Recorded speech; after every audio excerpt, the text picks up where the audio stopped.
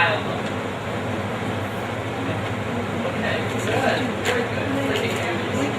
Okay, how about this group? Alright, the name of our community is Cyber Freaks, since we all share the interest of e-socializing.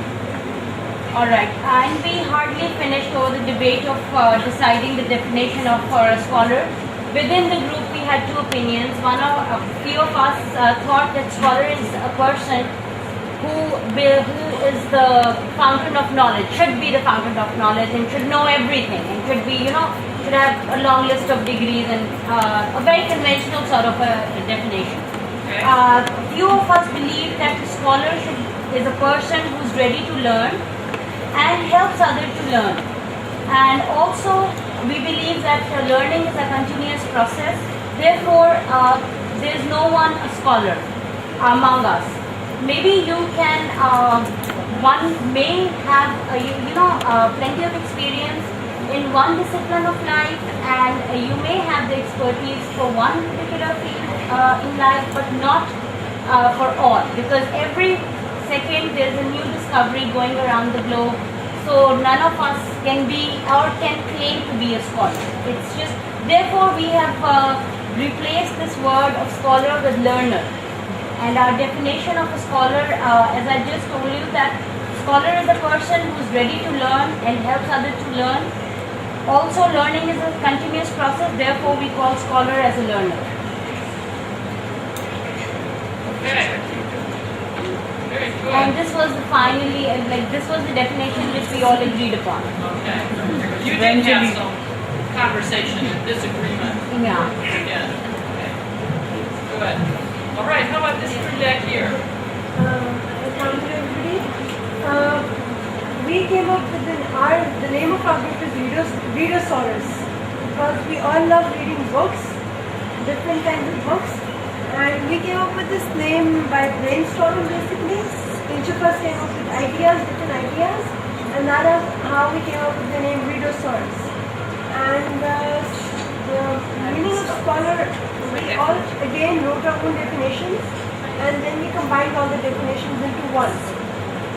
So the scholar, according to us, is one who continuously learns, shares his knowledge. He or she is capable of reflecting, observing, analyzing, accepting, and delivering positive criticism.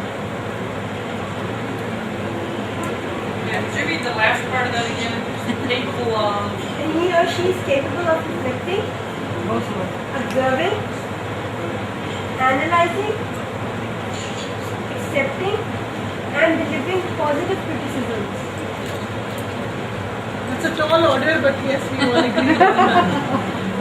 But being a teacher is a tall order. As you were saying that, I was sort of thinking teachers. Okay, thank you. Readosauruses. Is it Readosauri? Yeah, probably.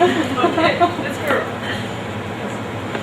Our community consists of different members who came up with different leisure activities such as music, meditation, book reading, and sports. But the common definition that our group came up with for a scholar was a non-self-serving, eager, and persistent aspirant for learning. And as far as the name is concerned, the name of the group, there is knowledge maximizer.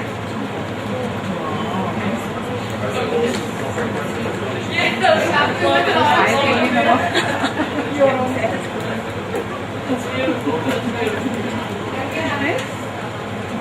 Show them that. I wish there was a way we could. I don't agree that scholars are mastering one subject. Scholar is someone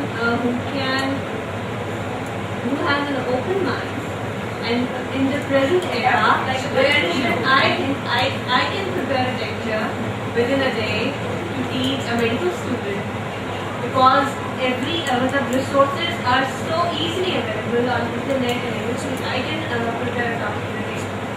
So it's not about a scholar. We cannot link or relate it with subject mastery in the present era. Because gaining knowledge is not an open section. Can I say order of learning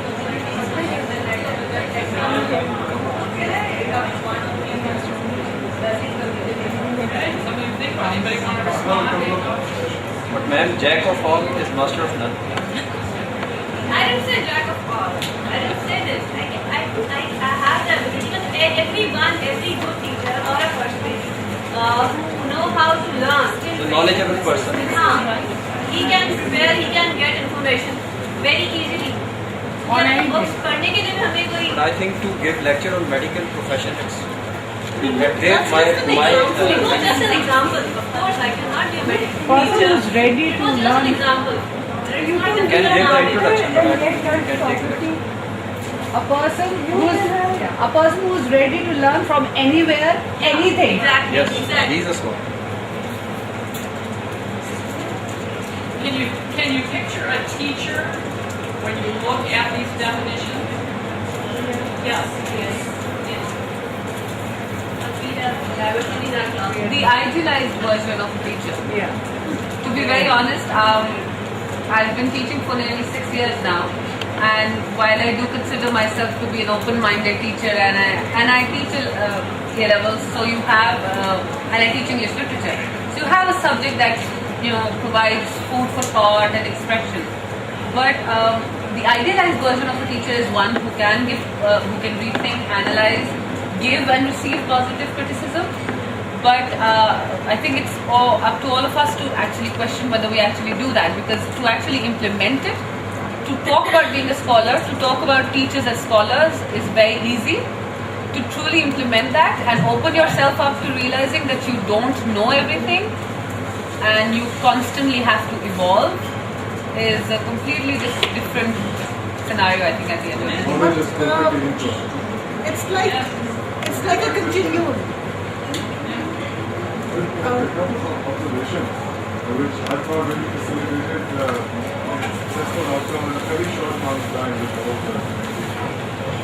First of all, it helps that we got to know each other first. We introduced ourselves. Okay. And got to know where we came from, everyone, icebreaker. I think that's a very important ingredient for a community to come up with solutions and to come up with a cooperative way and a collaborative way of working. It helps people to know each other. Secondly, time constraint. We have time constraint. Eventually, you're going to die. We want to achieve something, accomplish something before that, for ourselves and for the community. So I think that also motivated us to reach a solution. Yes, very serious time constraint. Yes. And it's only for advantage. I think there's a very immense sense of ownership for us. Because the fact that they were saying that we finished first, they were saying that we finished first, it's like, we are one. There's a strong bond among the members of the ownership. That is something I feel and extended yourself to us. Someone who's in your community too. So we are one and they are the rest. Yes. And picture, and I'm going to show you this, and I hope it's going to work. I'm going to show you a picture of some learning communities that we have. Ones that it's called Igniting Streams of Learning and Science. We have 10 learning communities. We've had 3 years of this. And I have a little clip that we're doing a documentary. We got a grant to document what we did last year. And so the documentary filmmaker and his team of students came out and they were with us for a long time. And after the Summer Institute, which lasted for 8 days, the students expected the documentary to be finished. They've been filming all week, not realizing that it will take a year of editing and work to actually come out with it. And so the filmmaker, the night before we were finished, he could see that the students were just so disappointed that what he did is he stayed up at night himself and put together a little 2-minute video of the experience. But I think you're going to get the flavor of these some of the things that we've been talking about. So I'm going to show that. But on the way there, I think your observation is really important for us, that knowing, getting to know people, and this can happen in your own building. You could be with people for years and know very little about them. So for a learning community, really important to get to know one another. And one of the things that we do with learning community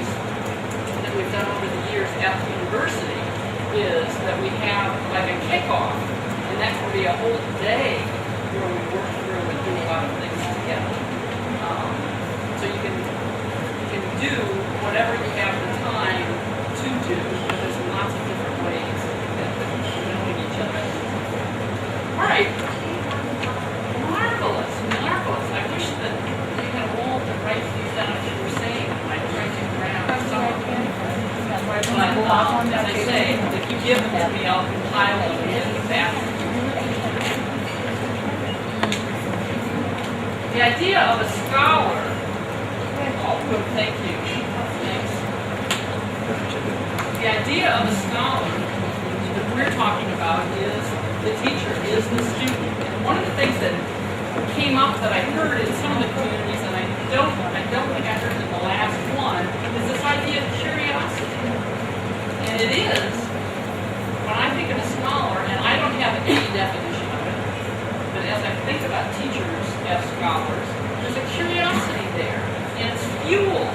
And a learning community can help fuel that for everybody in the community.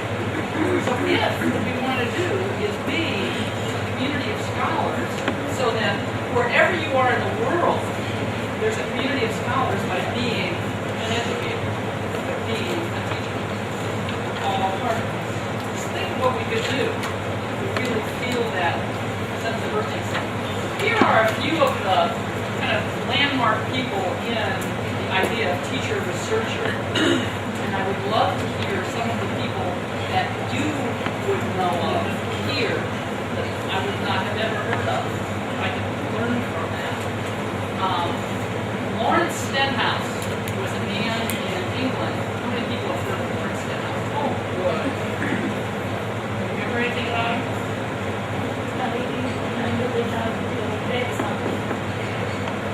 He, in 1975, he came out with a book, and I can't remember the title, something like Curriculum Development and Research. But in the middle of that book, this was the first time I'd ever heard it, he had a chapter called Teacher Researcher. And this whole book was about, instead of having experts come into the school, teachers need to be the experts in their own classroom and recognized as experts in their own classroom. And he was giving a lot of credit to teachers that people hadn't done. He is known for giving up this credibility and the acknowledgement